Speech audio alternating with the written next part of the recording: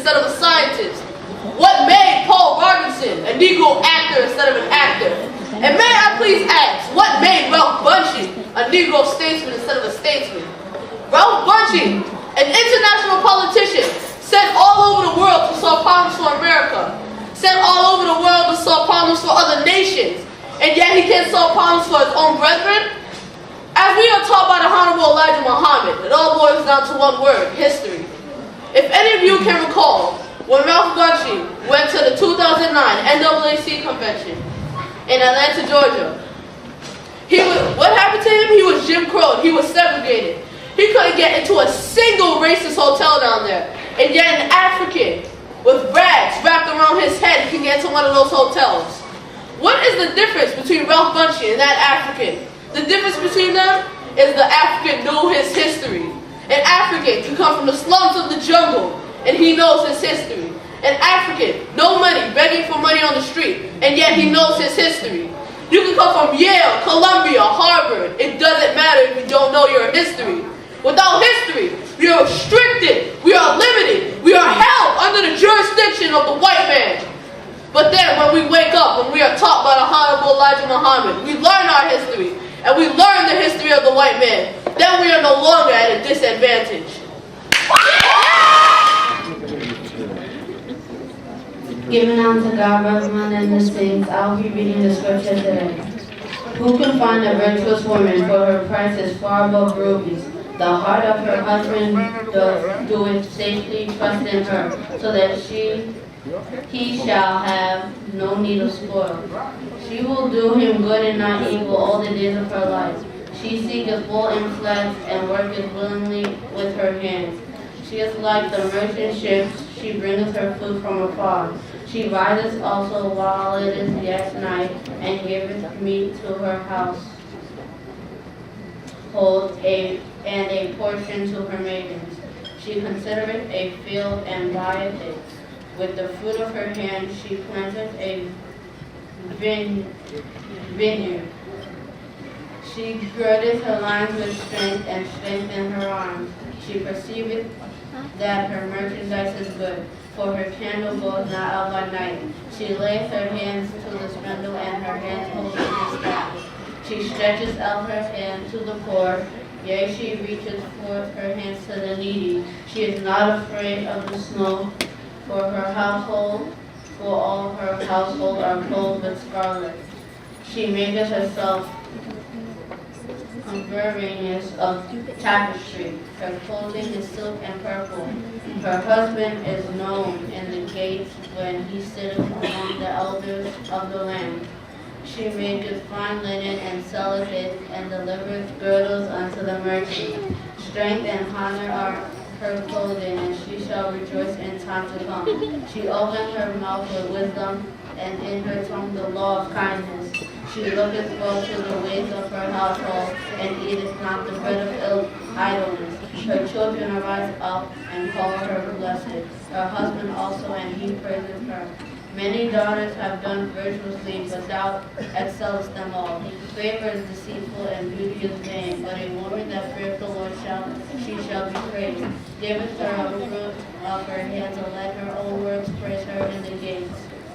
God bless this scripture. At this time, we ask Brother Josiah Grant to give us a recitation.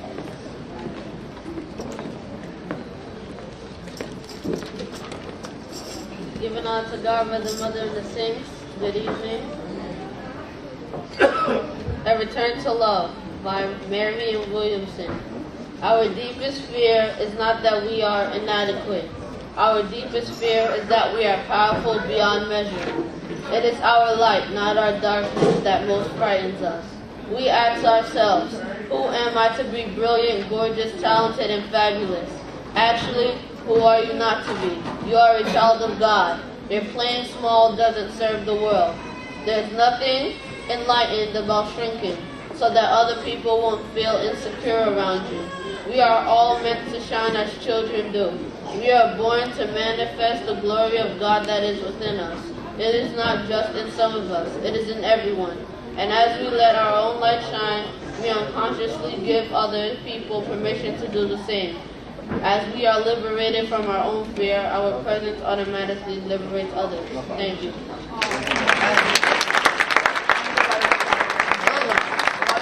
the children of the Deacon House of Prayer for their dedication and hard work. My name is Josiah Grant. I will be presenting on a day on, not a day off. Wake up. Today is a day for action. Today is the day to go out into our communities and make sure that Martin Luther King Jr.'s dream is still alive. The way I see it, our fight is not over.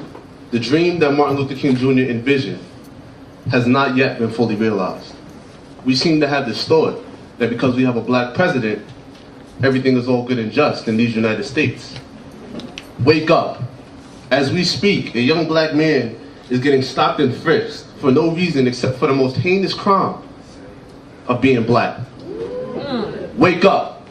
As we speak, there are black children getting a less than acceptable education simply because of the color of their skin. Wake up. Grown men and women being denied certain jobs because of the color of their skin. Wake up. Our fight is nowhere near done. Just because there are no physical shackles on our arms and legs does not mean that the mental shackles have also been broken.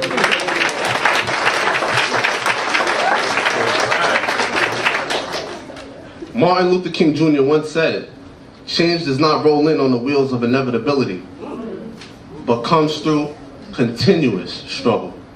We must actively shape our future and make our dream a reality. And not just today, but every day, we should be doing something to better our community and live out our dream. Under no circumstances should this dream be taken lightly. People have died to give us simple rights, just as sitting in the front of a bus or voting in our public polls.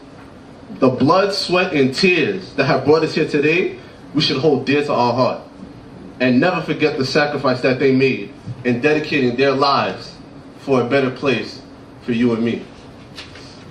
I'm going to end with a quote from Martin Luther King Jr. "Human progress is neither automatic nor inevitable. Every step toward the goal of justice requires sacrifice, suffering, and struggle. The tireless exertions and passionate concern of dedicated individuals. Wake up, wake up, wake up." Can everybody hear me? Yes, sir. Okay, because this mic is... Thank you. One thing I need everybody to do is when I say MLK, say make love known. Okay, thank you. Make love known. Thank you. I could have gave a speech on how we're not doing enough as a community and how we need to do more, but I've come to this realization. We have a problem as a community. We constantly lament over how much we are killing each other, how we aren't getting good educations, how we show no interest in our community, how the only futures we pursue involve a ball or a beat. Run that back. The only futures we pursue involve a ball or a beat. How we lack respect for our young women and treat them like objects instead of queens. How we have become complacent with a black president and continue to neglect our struggle for equality when there is still racism in every crack and corner of this country. MLK. Make love known. See, here's the interesting thing about racism. Racism is associated with ignorance. Ignorance, by Webster's definition, is a lack of knowledge, understanding, or education. Therefore, it is evident that you cannot be born ignorant, you can only be taught ignorance. Therefore, it is evident that you cannot be born ignorant, but you can only be taught ignorance. Therefore, you are not born racist, you are taught racism. Yes. The only thing us showing hatred and distance does is put us behind bars mentally. And we subconsciously hinder our own progression. So we cannot show blind hatred towards the sons and daughters of racism because they are only acting how they were raised to act. Now, what made Dr. King so revolutionary was he realized this. And instead of showing animosity towards our Caucasian brothers and sisters, he showed compassion, love, and empathy, despite the lack thereof. MLK. Make love known. See, when I think about Martin Luther King Jr., and I think about what he stood for, I see a part of him that most people overlook. See, back then, and even today, compassion, love, humility are associated with being weak, feeble-minded, and frail. When in fact, these are the strongest characteristics you can ever have as a person. The amount of power and courage it takes to look your enemy in the eye with no malice or contention in your heart is the ultimate display of strength. Run that back once more. The amount of power and courage it takes to look your enemy in the eye with no malice or contention in your heart is the ultimate display of strength. Yes, yes, yes. See, Dr. King figured it out. He realized that love trumps everything. No obstacle, no person, no weapon can destroy love. Which brings me to the solution to all our problems. The one thing that will never fail is love. The one thing that will never fail is love. The one thing that will never fail is love. That good morning when you're walking past your brother or sister, a hug, a handshake, a pat on the back. See, we don't know what the person next to us is going through. That's true. Yeah. See, we don't know what the person next to us is going through. But we do know how much a warm smile and a genuine hug could save their lives. See, honestly, I understand people can push your buttons and put you in places that you don't exactly want to be, but we have to overcome that and know that the light that shines bright inside of you makes you different. And people notice that difference and will naturally want to know what makes you so special. And then you become a gateway, the change, an answer to all your problems. So if not every day of the year, take today to honor a great man's cause, and MLK. Make love known. All right. Coaches know I'll call them in a minute. So now we have our high school junior from Holy Cross varsity team, Mr. Josiah D. Grant. Good evening, everybody. I ain't hear everybody. Good evening, everybody. My name is Josiah D. Grant. I played here. I graduated in 2010. I now attend Holy Cross High School. I'm a junior on varsity. And just playing here at Rosedale, some of the best years of my life. Actually 2 years, I only played 2 years here.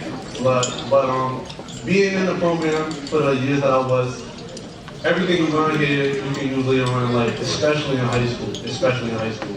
Take your coaches seriously. All the super seniors, y'all have to listen to your coaches. It's imperative that you listen to your coaches. Because your coaches teach you everything you need to know.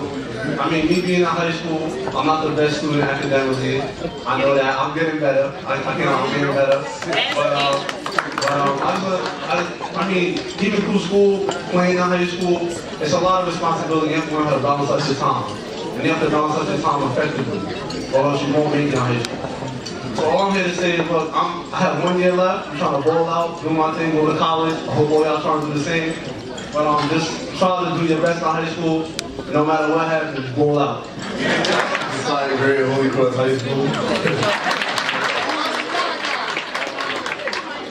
Alright, so for those of you that don't know me, my name is Josiah Grant. I'm a senior at Holy Cross High School. I played here for 1 year as a senior, and then I went on to high school. But the one thing I have to say about Rosedale is even in that 1 year playing, I learned so much about how to act like a man and walk with more responsibility because of all these coaches pushing me to do better in school and better in life. I just want to first give a round of applause to every coach in this building. For dealing with my team and all the teams before me and after me. And I just want to say to all the kids in here, I know y'all hear about school a lot. School is important, but especially for those of you going to high school. Within this next year, a lot of changes will happen. You're going to meet new people. It's going to be exciting, but don't forget about your grades. This is the most important part. Because when it comes time to go to that Division I college you want to go to, or play football for Oregon, you don't want that one test that you failed to be the reason why they deny you. And I'm a living testimony to struggling through school because I didn't have my head on straight. I just want to thank God that for the people in my life that helped pushing me, that I can still have D1 opportunities to play. And I just want you all to know that school is not a joke. It's important. For every single one of you to do what you got to do in school so that you can do what you got to do in the field. That's all I got to say. Thank you.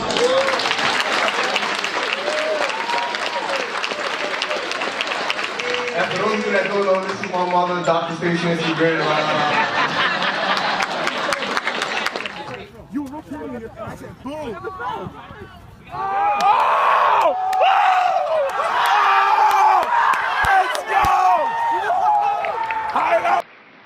Good evening. My name is Josiah Grant. I'm the royal son of the extravagant Dr. Stacey and Grant. That's right. And the beast himself, Andrew Grant. And I will be attending Howard University in the fall, and I will be majoring in sports medicine. All right.